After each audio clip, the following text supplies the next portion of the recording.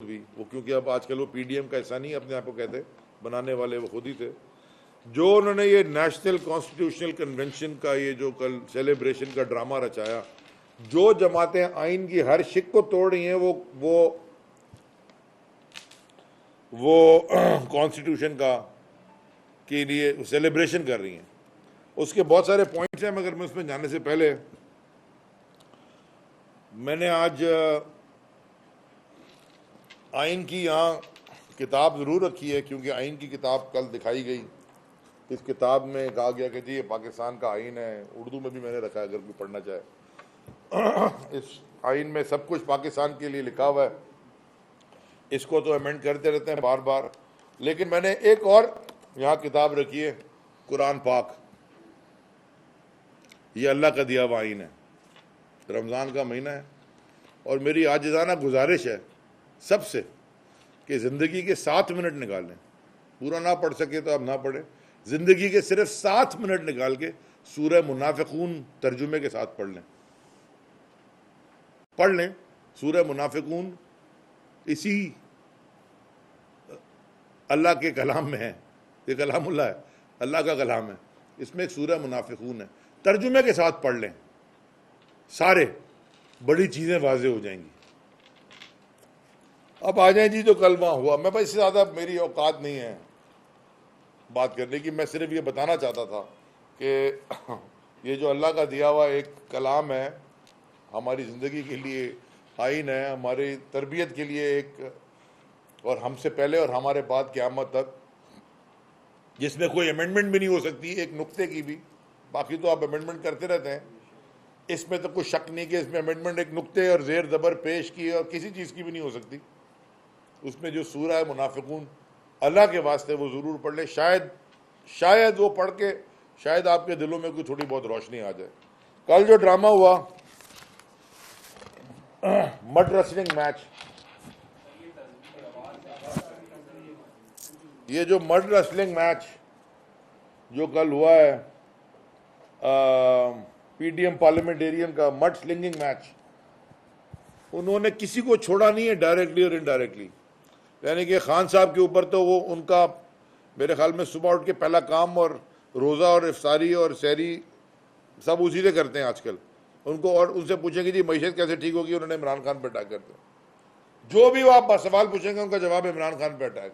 उनसे पूछेंगे BMW आप कहाँ से आपने ले ली, उस पर भी इमरान खान पर अटैक कर दिया। पता चला जी एक नहीं चार हैं। आपने देख लिया सारा तमाशा।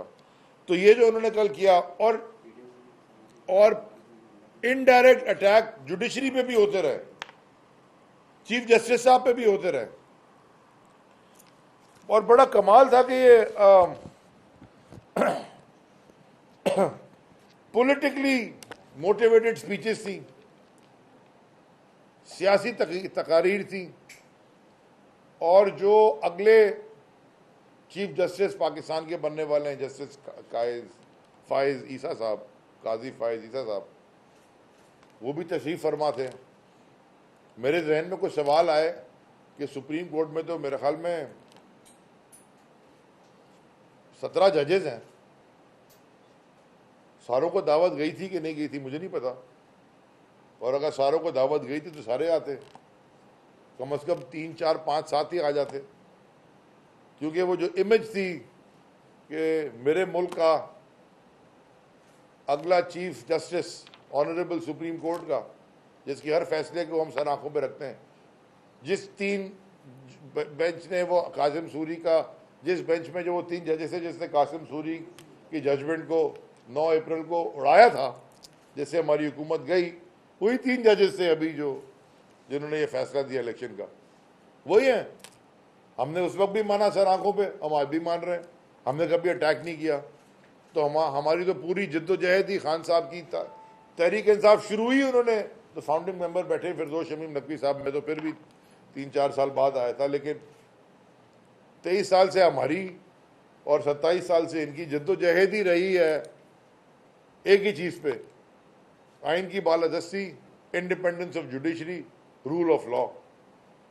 ये पार्टी बनी थी, इसलिए इसका नाम तहरीक इंसाफ था।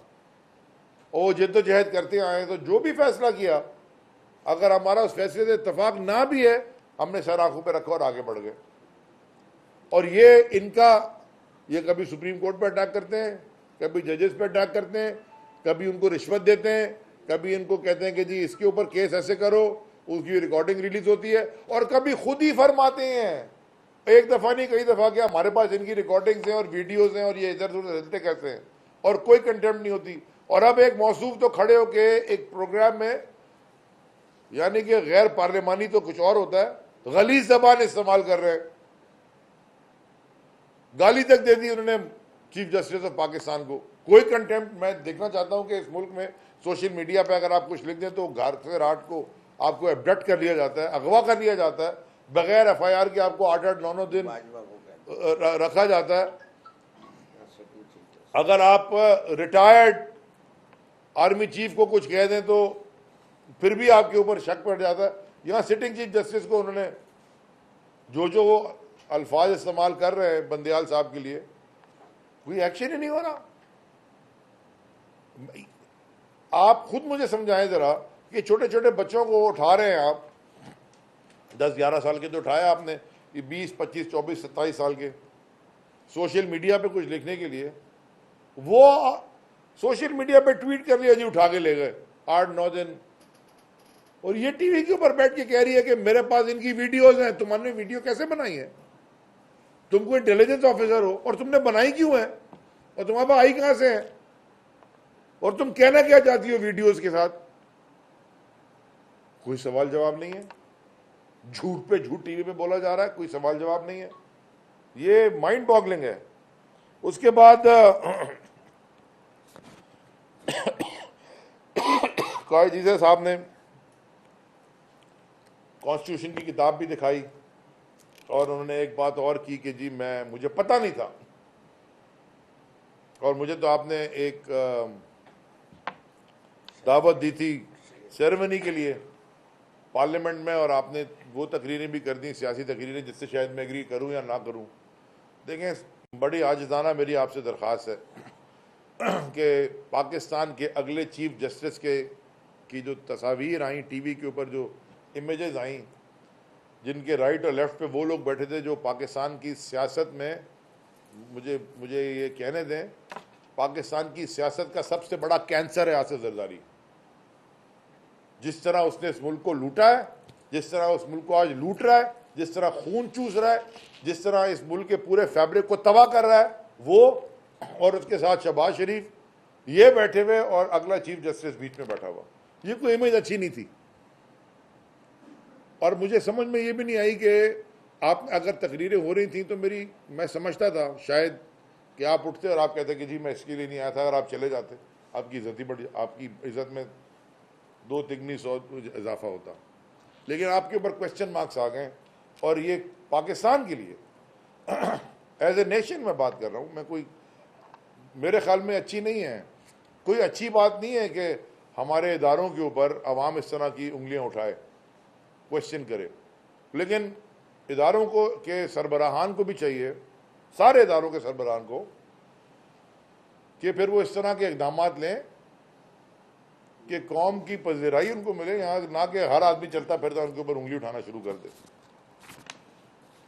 अब देखें जी, ये अच्छा बाय द वे, एक सुप्रीम कोर्ट की वेबसाइट पे अगर आप चले जाएं ना, तो एक बड़ा पूरा कोड ऑफ कंडक्ट भी इसमें लिखा हुआ है जजेस का, आप डाउनलोड करके पढ़ सकते हैं। मैं लंबा चौड़ा है, मैंने इसलिए प्रिंट आउट नहीं किया, लेकिन आप डाउनलोड करके बड़े आराम से पढ़ लेते हैं।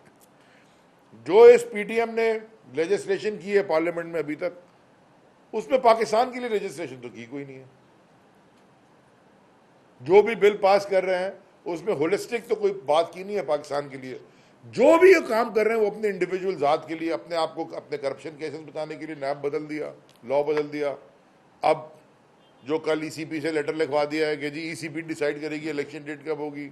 फिर और जो जुडिशरी के ऊपर बिल पास कर दिया, जब इफ्तिखार चौधरी साहब आधा दर्जन सुओ मोटो रोज के ले रहे थे तो उस वक्त आपको इतराज़ नहीं था।